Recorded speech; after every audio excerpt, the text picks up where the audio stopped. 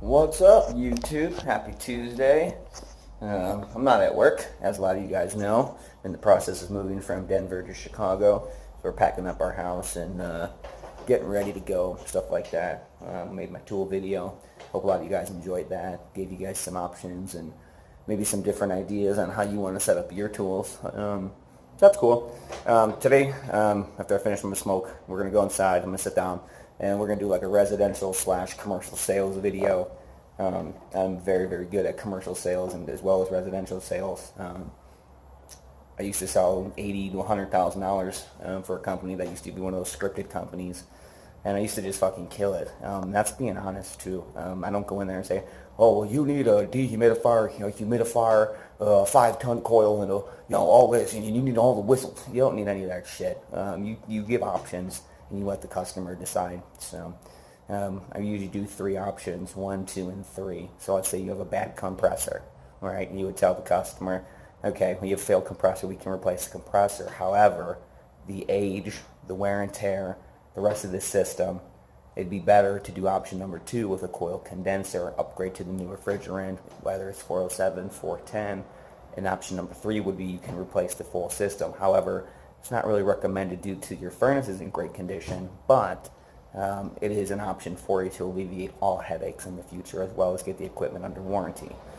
So that's how I do it. So I'm going to finish my smoke here. We're going to sit inside and I'm going to do a service call, residential style, start to finish with you guys on how I run my calls. And I've been very, very successful with the way that I do things. So I'm getting here in just a second. See you guys in a minute.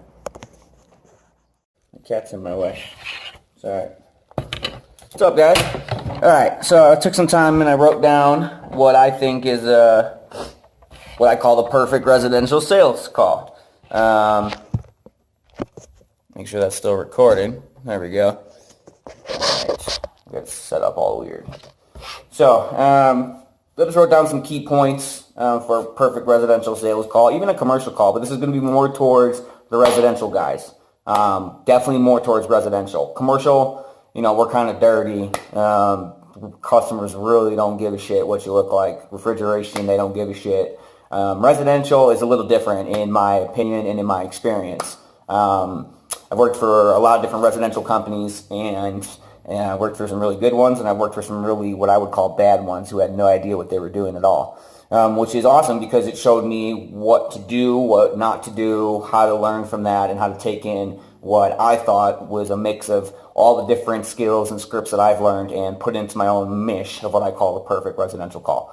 So in my opinion, the sales call starts well before you even freaking get out of bed in the morning. The night before is when your sales call starts. If you don't understand that, I'll break it down for you. What I'm saying is that a good night's sleep, eat healthy. A lot of guys in this field, it takes a toll on us. I always bring a cooler with me. I always bring deli sandwiches. I'm very, very meticulous with that. Protein shakes, water, no Gatorade. If you're going to do Gatorade, dilute it 50-50. I worked in Nevada and Arizona for 4.5 years. Wow. You don't know heat until you've worked out there. Some of the guys on here, I'm sure, work out in Arizona and Vegas. Props to you guys out there because that shit is brutal. I was born and raised in Chicago.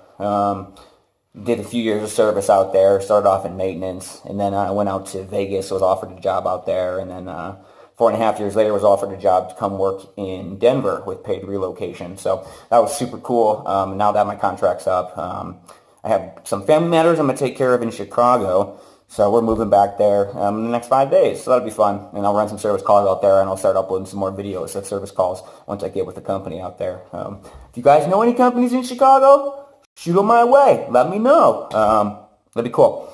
So in my opinion, the sales call starts way before. So like I said, good night's sleep. When you wake up in the morning, I don't know if you showered before or after, you wake up, but I always shower before. I wake up pretty fresh. Some of you guys wake up kind of sweaty. You know what I mean? So just make sure you're fresh. And that's before you arrive. So that's when the call starts, in my opinion. Sleep, ready to work, no distractions. Make sure you're clean cut. A lot of you guys walk around with shabby shit. I try to stay pretty fresh myself. Haircut, if you wear a hat, that's cool. So you really don't have to worry about your hair too much. Smell good, be professional, shirt tucked in, nice belt. Our belts get ripped up a lot, so make sure that, you have a nice fresh belt. I usually buy one every few months. Ross, I got them for like $8. So, I mean, what's $8 if you're making 30, 40, $50 an hour? You know what I mean? Just to show the customer that you care about yourself, that you're passionate, and that, your craftsmanship already shows from your initial picture of who you are. So, that's for that one. Just make sure that you look good, presentable, nice clean cut, shirt tucked in, name badge, no patches falling off or anything like that, little straight ends.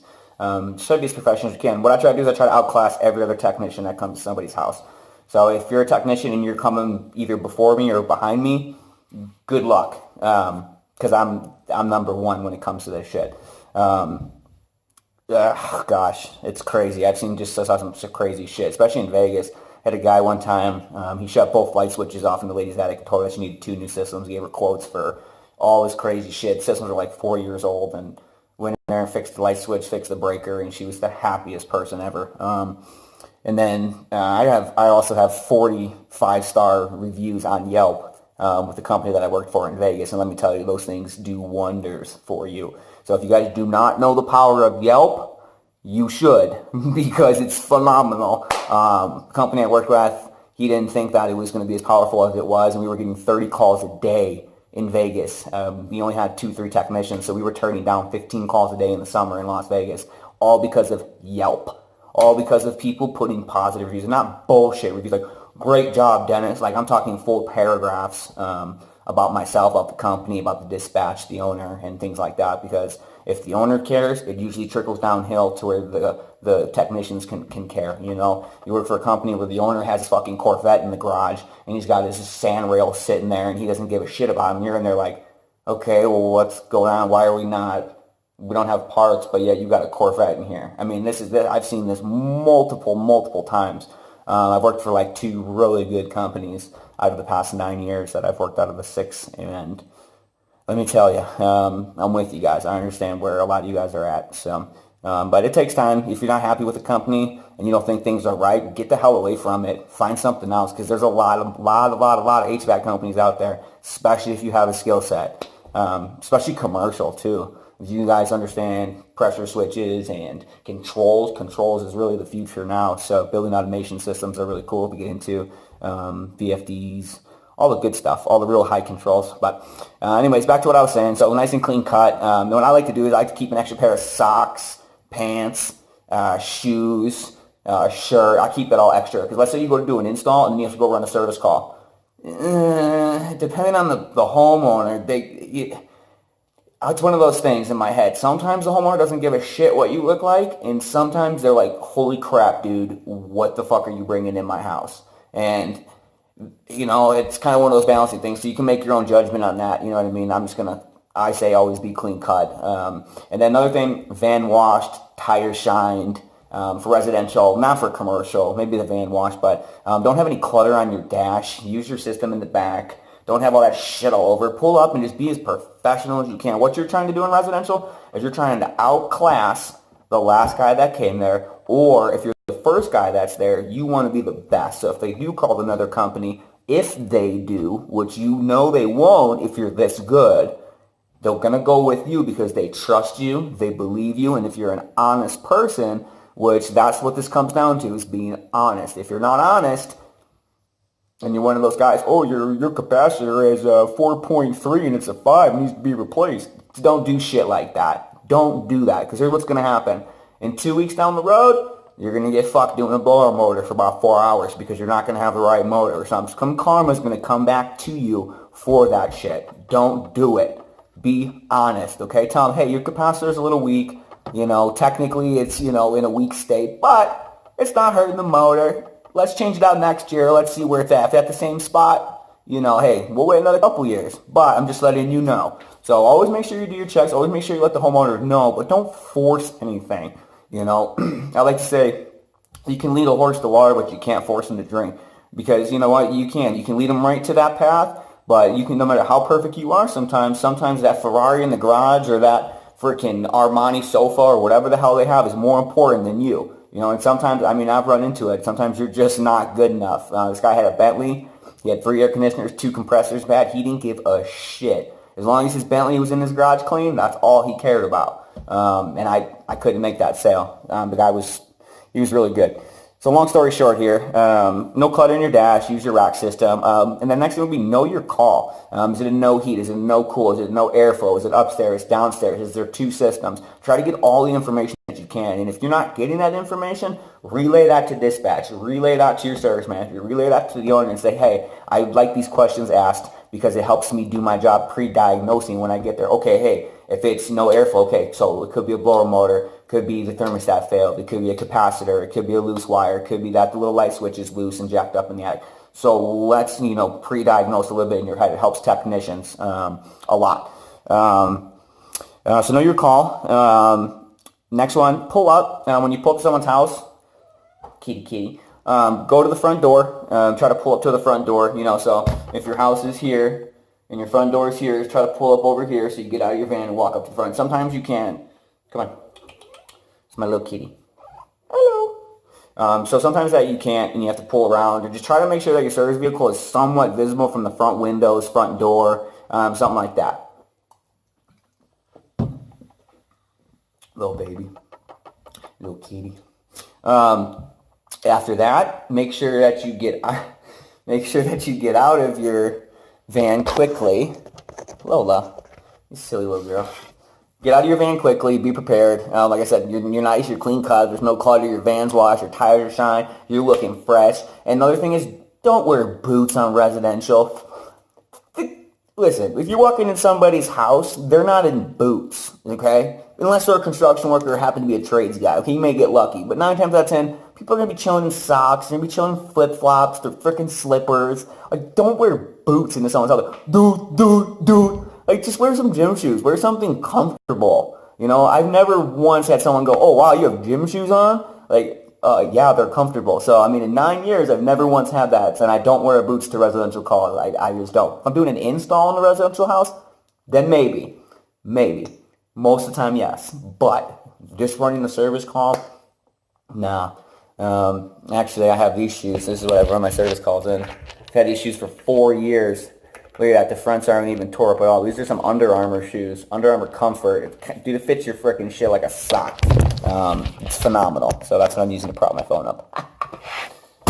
So as you walk up, all right, since your service man is behind you, stand 45. Stand in a 45-degree angle. As you knock 3, 4 times, 5 times, medium. Do. Okay, fine. Wait. Stand 45.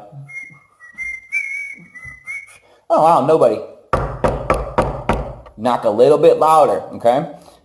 Here's my take on this. Everyone's going to have a different opinion. Never, ever, ever ring a fucking doorbell. Ever. Don't do it. Here's the reason. If you have a wife and a husband that got into an argument, the husband works nights and they have dogs that are really loud, and you walk up and you ring the doorbell. Now, if the husband wakes up, that's just going to cause a giant argument in the future after you leave. The wife and the husband already have this predetermined argument because of this fucking doorbell. Do not ring it. It's just going to piss them off, throw off your service call. You say, oh, well, I get lucky in the doorbell. That's fine. You might get lucky. I don't. Every time I've ever rang a doorbell, I get a pissed off homeowner. Oh, you didn't see my sign out there? I got someone sleeping in here. Oh, fucking dogs. Or else they're just all thrown off and frazzled. I'm like, okay, calm. And you're trying to open the door. Holy shit, calm the fuck down right off the bat. And then you can't even do how you feel that you should have entered the call to make that great first impression. So don't ring a doorbell. Don't ever ring a doorbell. You may ask, well, what do I do after I knock loud and they don't come to the door? Here's what you do. You call dispatch, or if you have the homeowner, you call them, depending upon how your company works. Mrs. Johnson, this is Dennis with, John Doe HVAC service. I'm at your front door. I didn't want to ring the bell. Didn't know if anyone was sleeping or anything like that. I knocked. Didn't know if you heard it. So just letting you know I'm here. Oh, okay. Oh my gosh, I didn't even hear. Blah, blah. Thank you for not ringing the doorbell. We appreciate it. We have someone else sleeping. Bada bing, bada boom. Especially with little kids. If you have babies, a lot of you guys know, when doorbell rings, your dog starts barking. That's instant chaos. I don't know about that, but a lot of my friends tell me about it. So instant chaos. So don't do that. Make sure you knock, then call dispatch. As soon as they open up the door, right, have your booties and have your business card, all right? So what you want to do is you want to hand your business card with your left hand, shake their hand with their right. And you want to get a good handshake. You want to look them in the eye. Don't look down at someone's hand when you shake their hand. It's the craziest thing I've ever seen with people. They go, they're up there. No one's down here. You need to look to where to place your hand to grab someone's hand. You can feel it, okay? You're not Helen Keller here, and even she could do that. So you want to look up, hey, what's going on, Jonathan? Pleasure to meet you. My name's Dennis. May I call you John? Yeah, you may call me John. Perfect. You may call me Dennis. Hey, I got these booties. You mind if I enter your home? You mind if I step in? Something like that. You know, there's a whole different bunch of variations you can do to this. But when they open the door, you want to smile. Hey, Jonathan? Good to see you. Pleasure to meet you. My name's Dennis. You may call me Dennis. May I call you John? Perfect. Thanks, brother. May I step inside your home? And then start putting your booties on. Even if they say no, put the booties on. Put them on. I don't care if there's cat shit, dog shit, bunny shit, all over their house. You put booties on every single time. Here's why. I don't give a fuck if the homeowner sits there and says that, oh no, it's okay. It's never, ever, ever okay. Ever. I've thought about it myself. I'm like, what if I'm like, there's no way that I would let somebody on my freshly shampooed carpet, vacuum carpet, and go, all right, that's cool, just take your fucking boots or take your shoes and walking outside for my condenser where my dog shit is, and, oh, why do you have dog shit? Because no one picks it up. It's like every other homeowner, sure, that you guys have run into that. So I'm going to be dropping a whole bunch of freaking knowledge real quick, but that's my 2 cents on that. So after you walk in the house, okay, comment on something, you know? Don't, oh, hey, I'm here to fix your air conditioner. I'm a dentist. I'm a service technician. He knows who you are. He called you. You don't need to ever say, hi, I'm Dennis. I'm a service technician. You don't need to say that. That's crazy as hell. He knows why you're there. He knows who he called, okay? So get that completely out of your vocabulary. That's it. You're Dennis. He's John. That's it. Dennis and John. Now you're two friends. Now this isn't okay, I'm the principal and you're the student. No, you guys are friends, but here's the thing, right? You're in control. So it's 51-49. You're in control. He called you. You didn't call him. He called you. Okay? So you always got to keep that in the back of your head, and you can't be narcissistic about it because you know, let's just put it this way, right? Let's say he's he works at a military base and he does super, super IT shit. Well, he may not understand AC, but he will put you to fucking shame in anything else. So it's kind of one of those things. Always stay humble in somebody's house because you never know what they know, ever. So, as you walk in, I always compliment something in the front. I have a real keen eye for weird shit because I like weird shit. So if he has like one of those little lizards or something, I'm like, oh, that's cool, I love those lizards. Where'd you get that from? Did you order it online or... It's really cool. My wife made that, or hey, yeah, my wife would love that. Or your landscaping's super cool. I like how they cut the grass. I like how your landscaping's laid out. It's really cool. I always ice break with that. I never ever say, hey, I'm a service technician. Hey, I'm here to fix your AC. I'm here to look at your AC. Hey, where's your AC? Like I don't start like that. You always kind of like that Switzerland in the Wolf of Wall Street. Cha cha cha cha. But it's true. If you get to know someone first, it makes everything else a lot easier. Then because you kind of get that weird feeling sometimes, guys, where you're like, all right, I'm just going to go fix your AC, and you feel kind of weird and shit. Like, that's the best way to break that is just to be cool. Even if someone's really weird, kind of just blend it in. And then another good thing is when you're talking like this to somebody, that's what I tend to do. I would tend to raise my tone up the more I speak. So I've learned to slow myself down when I'm in a house. I've learned to use my hands a little more. I've learned to use a little more articulate with my words. And I kind of talk to the customer just how they're talking to me. So notice how I was just talking. That's how I talk normally. But if I'm in a customer's house and they're going to bring their tone down, then I'll sit there and I will talk to them like this. You never want to over-talk your customer. You always want to match their tone. You want to match the volume of how they're speaking because it makes people uncomfortable. When you talk there and you sit there and you talk like this, like, oh yeah, so here's what we're gonna do, blah, blah, blah. Holy shit, bro, bring the energy down. And that's how I am too. Some guys are too low, need to bring it up. My problem is I'm usually too high, need to bring it down. And I catch myself a lot, especially right off the bat. I'm like, holy cow, that thing's really cool. And he's like, yeah, it is pretty cool. I'm like, oh shit, man, I was way too loud on that one. Whoops. Let's see, got that. Like I said, ask them to enter. So then you got an ice break, comment on RP's car, landscape, etc. Confirm your call after you break the ice. Say, hey, John, so my dispatch said, the office said, my owner said, service manager said, whoever fuck said that we're here for a no cooling call on the second floor. Is that correct?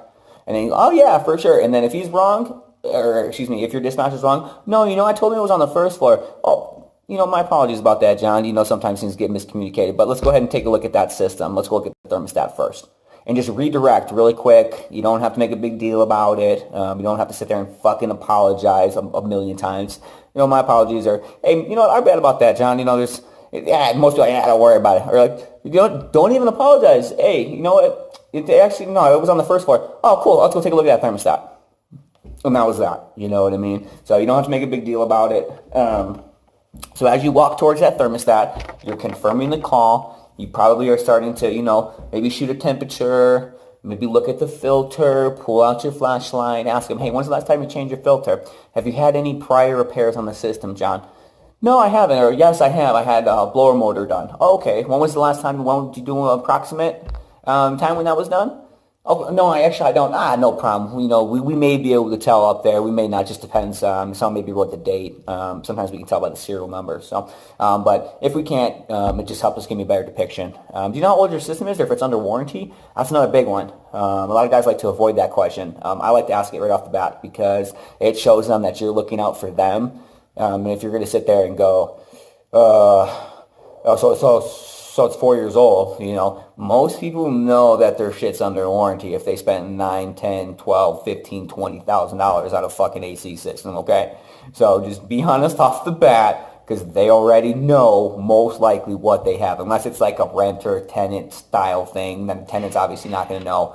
Don't tell shit to a tenant ever. Nothing. Absolutely nothing. You just catch yourself up on that. Always just talk to the owner. Say, you know what, I have to speak with the owner. If he wants to discuss it with you, he can. But unfortunately, I'm just the technician, and I just have to relay my information to the owner. But we will be able to get it running today, or no, we're not going to be able to get it running. Yes, I have to go get a part. Just keep it real vague with a tenant. Never really tell them more than that, because you'll end up hanging yourself on that shit later on. And if you don't understand it, mark my words, don't take my advice, and you'll see. So as you're checking your thermostat, it's kind of on you now. Have you had any challenges with your system? And obviously that goes along with it's another way of asking, have you had any repairs done? Well, another question I like to ask is, do you have any allergies? Because that just sets me up for a UV light sale or a humidifier, something like that.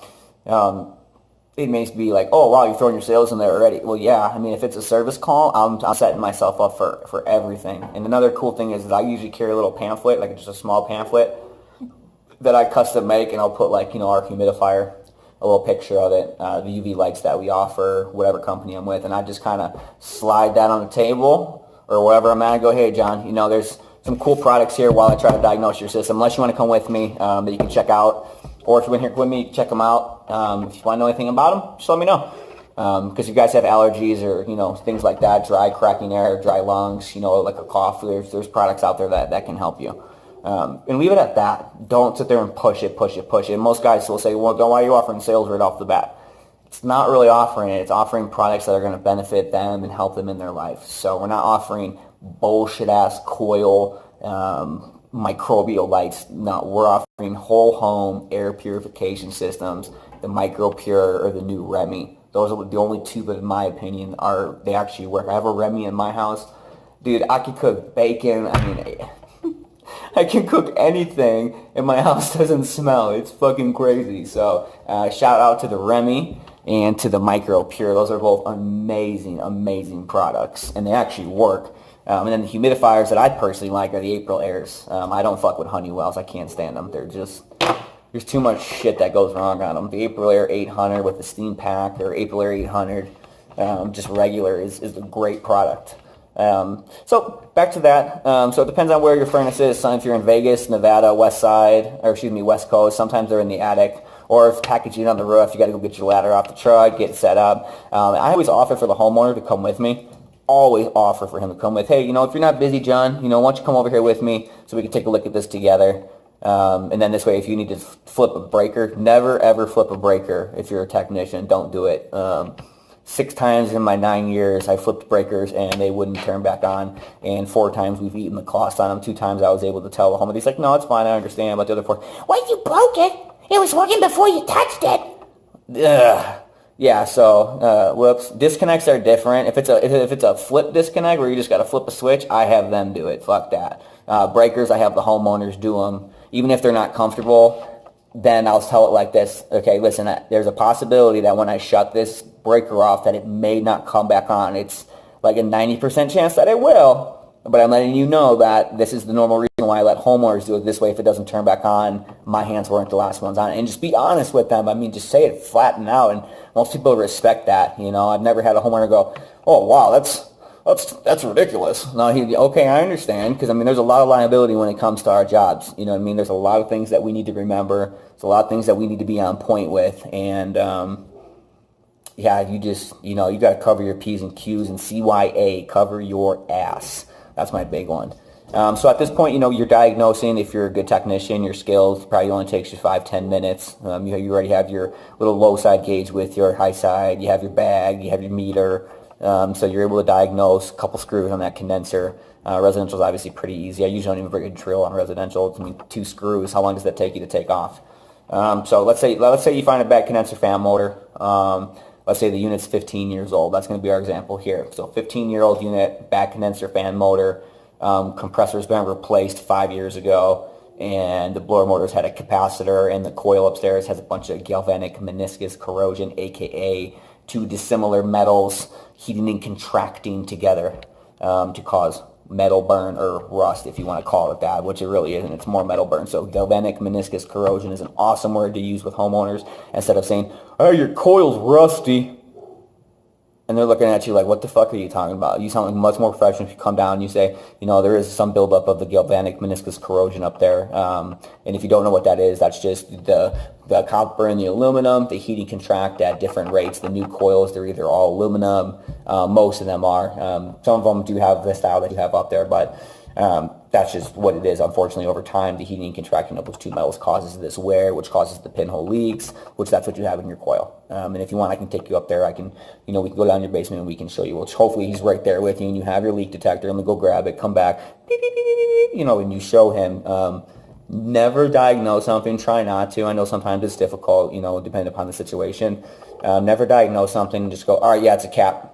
Yeah, it's a capacitor. And then go get the capacitor and come back and put it in. Oh, yeah, I got your system working. Oh, what'd you do to get it working? Don't do that, especially new guys. I was real jumpy to do that. Like, yes, it's a bad cap. Run out to the van real quick, grab a cap, put in. Ha, it's working. What'd you do? Oh, that's so cool, blah, blah. Like, here's the thing. When you tell someone that it's a $235, however much a capacitor is for your company, let's say it's $150, let's say it's $400, whatever it is, because I've worked for companies where they're all over the fucking board, okay? So let's say it's $290. So you just put a $290 part in my unit without asking. And that's the one that you just want to completely avoid, because you may get away with it 9, but that 10th time when someone asks you that and you're a new technician, you're going to go, but your unit's working. Yeah, but I didn't ask you to put a $300 part in my fucking unit. Here, what did you put in? And then they pull out their phone and they Google it and they see that's a $12 part. You're just going to... You might as well just hang yourself there, okay, because you just lost. Always show the homeowner. If they're not there, take a picture, send it to them if it's a tenant thing.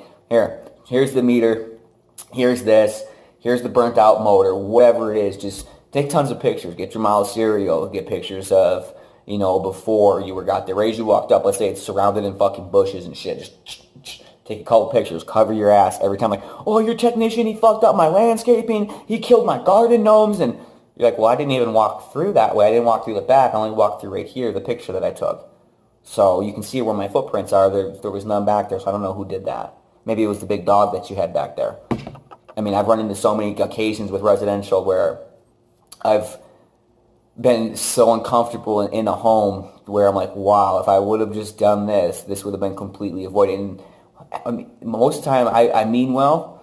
I shouldn't say most of the time, all the time I mean well, and I'm just being honest, or I'm being a straight shooter. And some people, like, me being me with how much I talk in a house, that's my problem. So I've learned to just slow down, ask my questions. Have you had any challenges with your system? Cool, John, let's go check out the system. You got a bad condenser fan motor. Let me go grab my iPad or my paperwork. Let's sit down, and I'm going to write you a few different options for your system. And what I would do at that point is I'd write 3 different options. One for the condenser fan motor, throw in the capacitor for free depending upon what company you're with. I know some people don't like that, but I mean, it's what, $8, $10 part at max. I mean, at max, maybe $4 or $5. So I mean, if you're going to sell someone a motor for $400 or $500, $600, you might as well throw in the part. At least you look better. So hey, you know what? I'm going to throw you the new capacitor for free. Or hey, your old capacitor is still good. What we're going to do is I'll let you have that one. Keep it on the side. I'll give you the new one for free. Even though it's good, we'll put a new one in there because I like to put a new one in with the motor. Just do every little thing that you can in the house.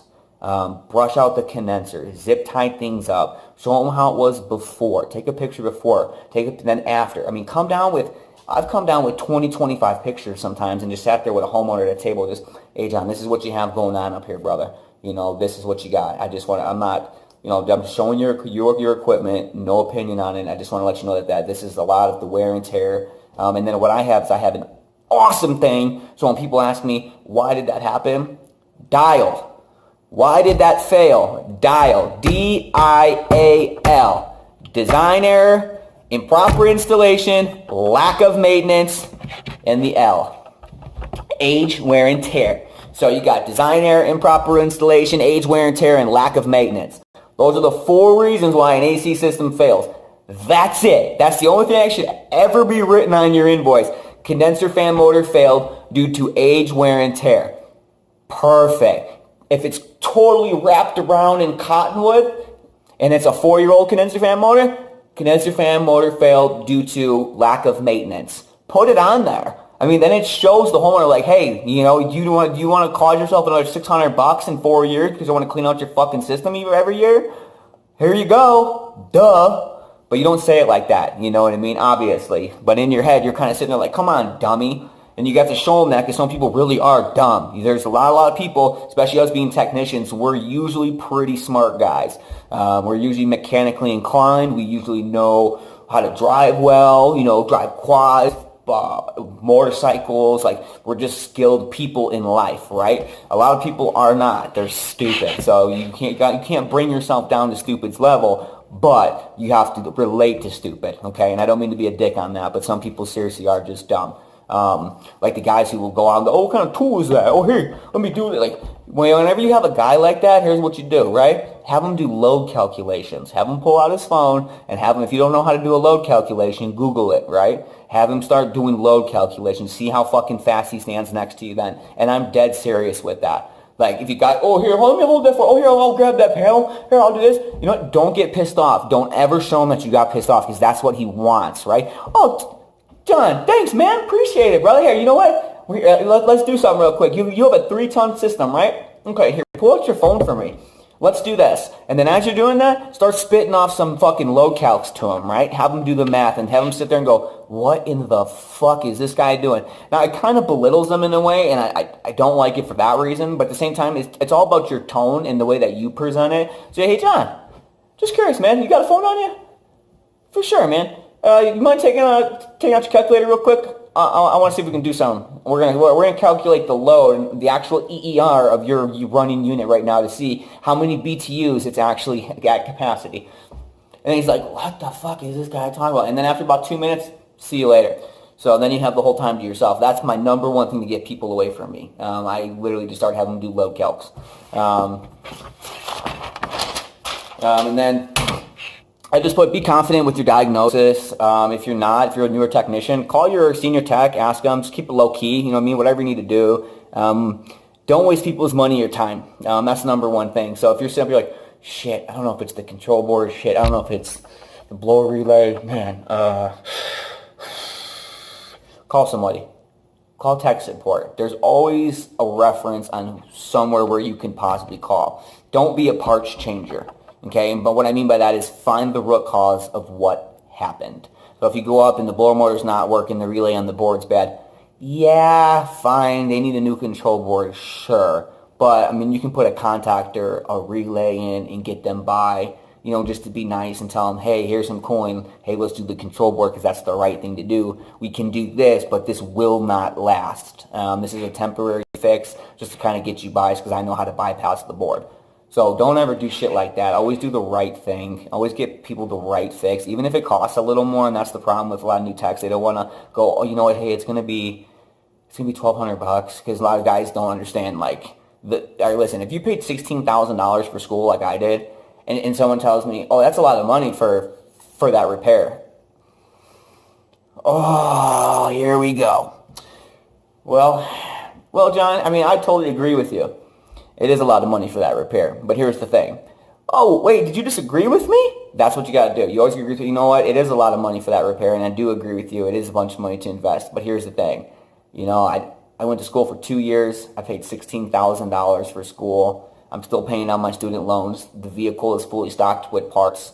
I'm a professional technician. They don't hire guys off the street who just, untech shirts, sloppy appearance, guys who can't diagnose quickly and not waste the customer's time. So all of that is intertwined into that cost. And, by all means, John, if you want to talk to another company, you're more than welcome to. Obviously, you can do that. But I'll tell you what, John, you're not going to find someone more professional than I am, someone who's more passionate and who cares about you, your house, and your system more. And normally when you say something like that, I mean, that's it right there. And if you really mean it, you know what I mean? If you really believe it, don't sit there and tell someone that shit if you're going to fucking lie to them. You're just a snaky fuck. Don't do that. Then the next thing would be to, sit down with the homeowner, go over your options. You have a back condenser fan motor. You can do the motor, but you had a compressor replaced. The better option would be to do a coil condenser. And then option 3 would obviously be to replace the whole entire system, which I don't think you're there yet because your furnace looks good, the heat exchanger's in good condition. You really haven't had too many repairs like you said up there. Control board, it's a little burned on the diodes, but it's still functioning really well. And write out your thing, give them 3 options. Always make sure you get an authorization signature before the work. Always. I've been locked out of people's houses before going, well, you didn't get a signature, haha. What? And you don't think that shit happens until it happens to you. You know what I mean? Because I'm a really kind-hearted person, and I really do care, and I'm very passionate about my craft, and passing this HVAC down to, future generations and stuff like that. That's why I make these videos, so you guys can learn from them too, and maybe pick something up like, oh shit, that guy does this, or he does this too. And, I've run into all types of situations to where it's fucking crazy. I had a lady freaking pull a butter knife on me in her kitchen talking about I didn't tell her about the financing when she signed in 3 different places that she was acknowledging about the financing fee. So, I mean, I've been in some weird situations. And I'm like, in a house, my problem is in a house is that I'm almost too nice. So I'll tend to get walked on, and I know a lot of guys get that, but what happens is I switch my tone. So I'll start off pretty nice, start off with a nice tone, and then if they want to get like that, if someone, like I said, I match a person. So if someone's like, well, that's fucking ridiculous, I'm like, well, you know what's fucking ridiculous is that I went to school for 16 years went to school for $16,000 to do this. And then I'm having you sit here and go, this is fucking ridiculous for a price when you're the one who called us. So, I mean, don't be afraid to put people in their place. It all depends on how they are. I've had homeowners swear at me. If you're going to swear at me, I'm going to swear right back. If you want to respect me, I'll put it this way. I will always respect you. I'll trust you, respect you until you fuck that up. So I always give someone the benefit of the doubt, stuff like that, and which I'm sure most of you do too, and end up getting screwed over because, niceness nowadays is mistaken for fucking weakness. So, and then after that, you close that motherfucker. Hug them, give them a double handshake. Thanks, John. Appreciate it, man. Thank you so much for your business. We really appreciate it. If there's anything that comes up, don't hesitate to call. Do you have a business card still? Cool. Let me go get you a magnet. Let me go get you a sticker. Oh, no, I don't need it. No, let me get you a magnet, John. It'll be speed easier. It's right on the fridge. It'll be cool. And then just close it. Go away smiling. Make sure there's no, awkward shit like, hey, gotcha. You know what I mean? Because, when you're first starting out, I used to kind of be like that. Like, haha. Because the company sets you up to where, you got to get this sale. You better close this sale. This is your at-bat. You got to get your commissionable units. Fuck all that, dude. Fuck those people. Just do you in the house, and it'll all come, to where it needs to be. If you're going to sit there and be a dishonest fuck and try to be how some of these companies actually want you to be in a house, it's not going to work. Those stupid scripts, ooh, look at me as a doctor performing a physical on your system. If I happen to notice anything in question, do you want me to let you know about it or keep it to myself? Like, fuck all of that. None of that shit works, okay? You know, these script training companies, it's bullshit is what it is. You go in there, you be honest, and you do the right thing, and if you're not confident with what you're doing, you call someone who is. That's what I did for the first 4 years. Now, I mean, I'm kind of the guy where people call and ask me, hey, D, is this what's going on? Which, it's the best feeling in the world because you've worked your ass off to get to this point. You know, my first 4 or 5 years were fucking rough. I mean, rough. I got thrown to the wolves in commercial and industrial. In residential, I already kind of knew it. I was really good with customer service and stuff like that, so I wasn't really concerned. But, I mean, so now I can sit here and go, okay, cool, I have a good grasp on it. Let me show other guys what I've learned. And if you guys have comments, concerns, questions, the second it pops up on my YouTube, boom, I will be there and answering it. So you don't have to hesitate there. I'm not one of those guys who you're going to put a comment and wonder if I'm ever going to answer. Granted, I don't have that many subscribers yet, but we're getting there. So, and I really appreciate all the love, guys. It's a really cool community here on YouTube. And, yeah, it's great. So, thanks, guys. If you have any questions, comments, concerns, like I said, number one thing is just be honest, be clean cut, be respectful, and be personable. Those are pretty much what you should have taken out of that. So, I know sometimes I go off on a rant, but that's about it. Hope you guys have a fucking awesome week. Next week I'll be in Chicago looking for a job. So I already have my eyes on a few companies out there. So we'll see what happens once I get out there. I gotta get on my computer and update my resume. It's been a while since I've updated my resume. Over a year actually, because I've been with this company for a little over a year. So, but that's about it. You guys rock and roll, like, subscribe, and we'll see you here on the next one. All right, rock and roll. Later.